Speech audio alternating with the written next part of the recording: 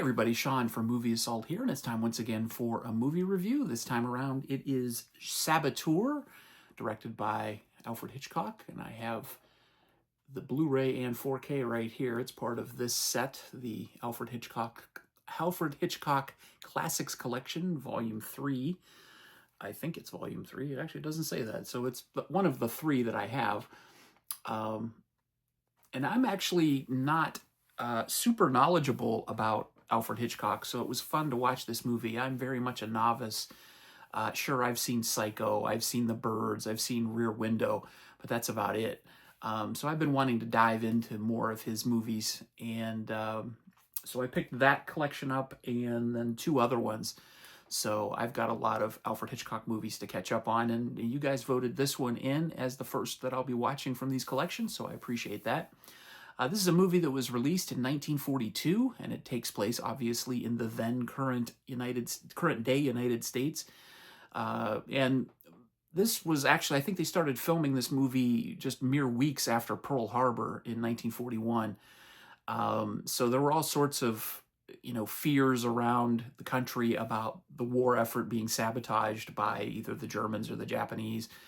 So the film kind of capitalizes on that fear, and it depicts a man named Barry Kane, who's played by Robert Cummings. He's wrongly accused of conducting sabotage of an airplane factory in Los Angeles, and the film kind of follows his journey to find the actual culprit and clear his name while he's being chased by the authorities.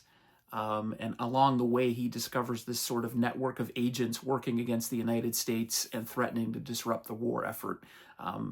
He refers to them as Murder Incorporated, but he never actually states that it's a German or a Japanese sympathizer. But I guess by the ethnicity of the people involved, you would lean towards the Germans.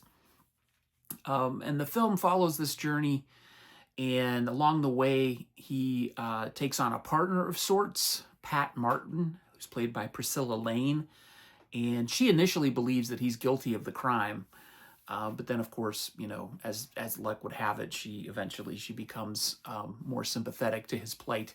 And there are many people in this movie who are sympathetic to his plight and believe him to be innocent, even though the media says he is guilty. And it's kind of unique to see which types of people are the ones that say he's innocent and which types of people immediately think he's guilty.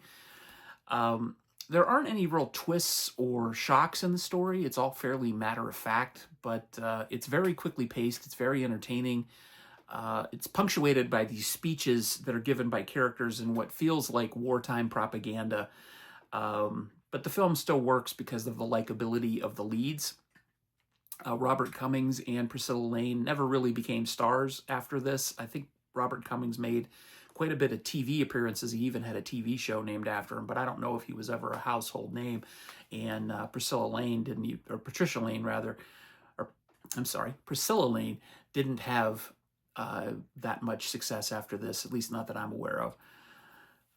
But they do carry the picture because they do have good chemistry together. They do have a likability. And there's a romantic element in the story that it never feels like it's warranted, but of course it's the 1940s, and of course you got to have that, or what else would you put on the poster? You wouldn't put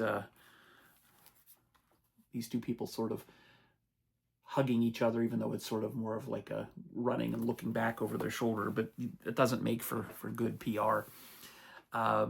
I know Hitchcock is known as the master of suspense, and that's clearly evident in a few sequences in this movie. There's one involving a set of handcuffs that is probably the best of the bunch, but there are some other ones, including an escape from a Nazi sympathizer's mansion. Again, I'm assuming it's a Nazi sympathizer. There's a movie theater chase, and there's also a climax at the Statue of Liberty. I'm not really spoiling anything. If you look at any of the promotional material for this movie, you'll see the Statue of Liberty on it. It's hard not to contrast the sort of pro-American ideology of the film with today's political issues. A lot of the people in this film, of course, this is from a different time, a much different time. This is 80 years old. But it's interesting to watch their reactions to people who are anti-American, and it was just something that I did as I was watching the film, wondering, would people act this way today? Probably not. But even with all of the obviously dated and old-fashioned style and sensibilities of 1941, 1942, the plot and the villains would actually feel right at home today. So I think it's still very watchable. I guess this has been called one of Hitchcock's more underrated or understated movies. Some people say that it was a precursor to North by Northwest, which was essentially a remake of this, and this is essentially a remake of the 39 Steps. I haven't seen either one of those films, so I can't talk about that. So again, I'm coming from a position of being a novice, but the direction is great in this. Like I said, there are some notable suspense scenes that are awesome. The acting is good. There's surprisingly, a lot of special effects in this film because it was shot on studio or in studio, and there are a lot of matte shots. There are a lot of superimpositions. Just it was a surprising amount of special effects shots that I could tell for a movie that you wouldn't think of as a special effects picture. So I thought that was entertaining. But I did have a great time watching it. It was a lot of fun, and I really enjoyed it. I'm going to give it a 7 out of 10. Not Hitchcock's best by any stretch, at least not what I've seen so far, but it is very good anyway. And yes, there's a cat knocking on the tripod. So that's my review of Saboteur from 1942. I have another poll up with another 3 films for you to choose for me for next Sunday, which will be the holiday weekend. And thank you for picking this one for me. It was a lot of fun.